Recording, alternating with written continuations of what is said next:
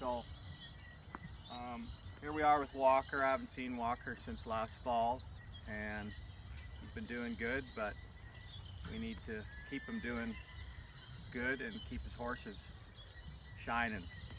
So this video is about why do you need horsemanship for timed event horses? They just run in a straight line. And I watched the American the other day, and not that I was any better when I was rodeoing, but there's two guys that had great box manners. Joe Beaver was the one that when I seen him back in the box, he was busy trying to win money, looking at his calf, trying to win money. Steer wrestling rod linemen.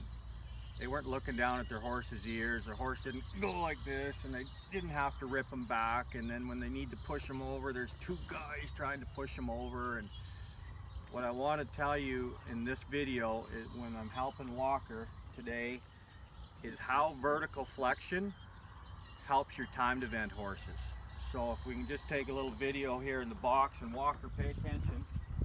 So as you know, people that have been following me, I talk a lot about barrel racers and getting them round, right? And in order to get them round, and this is for a buddy of mine, Blaine Peterson too, he's a pretty good horseman now, and he kind of listens in once in a while. When you push on them ribs and pull with your hand, it's your feet first, and then you're trying to get that arc that I'm talking about in the big circle, and then you need an arc in the barrel racing, right? So as you use your foot, and again I'm going to mention this, I have 3 different phases of spurs: soft, medium, and hard. And I ride in a rock grinder rowel all the time. I might use a ball spur on a colt, but and I'm good with my feet that, again, you turn your toe out hard, you're not using your spur yet, you turn your toe really down, then you start to take effect through the calf muscle, through the heel of your boot, and then the spur, phase 4 if need be.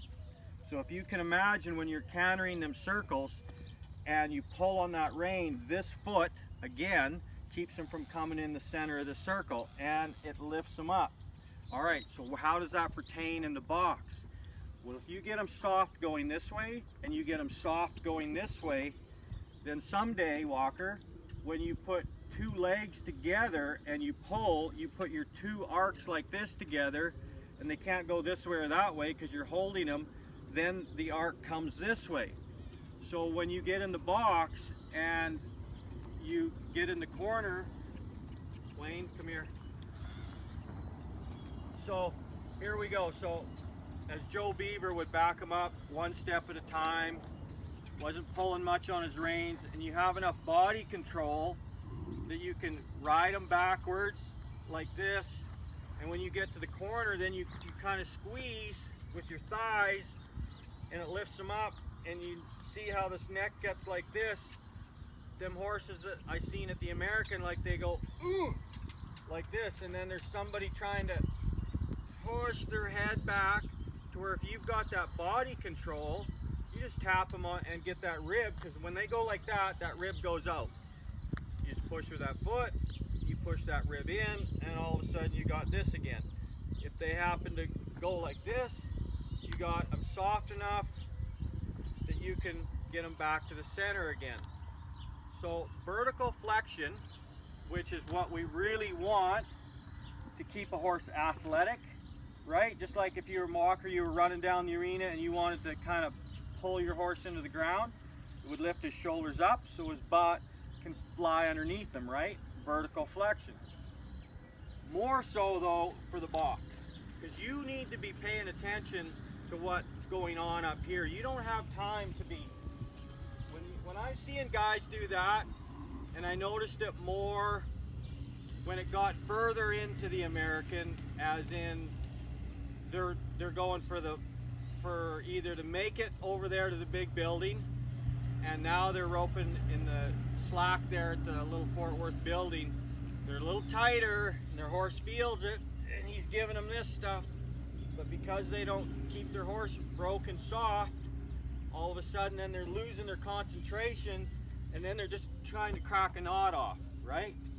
And then I see it when you back in the box for 100,000 or maybe 1,000,000, and all of a sudden you're a little bit tighter, and you get here, you want to be able to just like lift your hand up, squeeze a little bit, and get this here. So you keep your mind on getting a good start.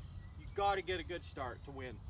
All right, so that we're gonna pertain that into, again, when we start on the ground.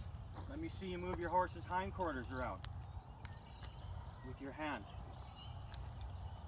Steady pressure. And this horse, has he had the games, Walker? Yeah? So you haven't done the games, so he hasn't had them. Good.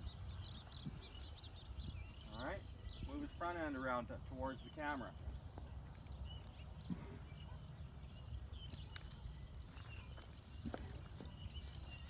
Drag him forward a little bit. There you go. Good. Good. And quit. All right. If you do that and get this going for 60 days, and then that horse, you could come back to this horse 10 years from now, and he'll know that, even if you sell him or whatever, right? So let's keep the games rolling. Do the other side.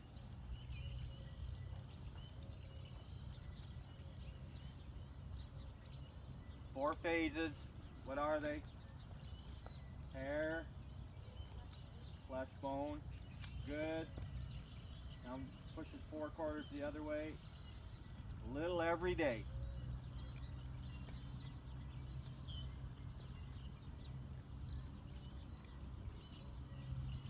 Pull him forward with the halter and around. Keep going. You're doing good. Hang in there. I know you can do it.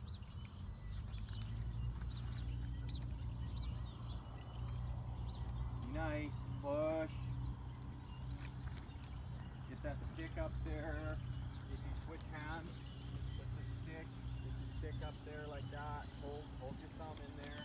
Okay, other hand back there. There you go. Hang in there. Get that nose going. Really get the nose going. Keep going. You can do it.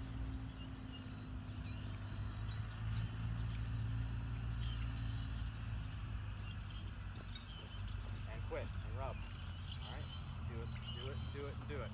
Okay, Wade, you shut that off for now.